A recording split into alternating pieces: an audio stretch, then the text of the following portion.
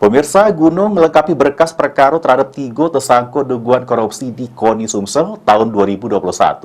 Tim Jaksa Penyidik Kejati Sumsel balik lagi meriksa 5 saksi atas 3 tersangka. Gunung melengkapi berkas perkara 3 tersangka dugaan korupsi, kolusi, dan nepotisme atau KKN di KONI Sumsel terkait pencairan deposito dan duit hibah Pemda Provinsi Sumsel serta pengadaan barang bersumber APBD tahun 2021. Tim Jaksa Penyidik Bidang Tindak Pidana Khusus balik lagi meriksa 5 wong saksi.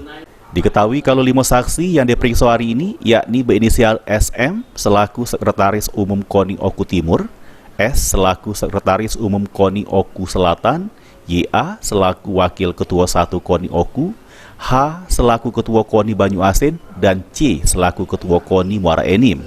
Sementara, kalau saksi-saksi yang diperiksa ini untuk tambahan bukti-bukti yang penting dari kasus dugaan korupsi di KONI Sumsel dan juga untuk persiapan pembuktian di Pengadilan KG.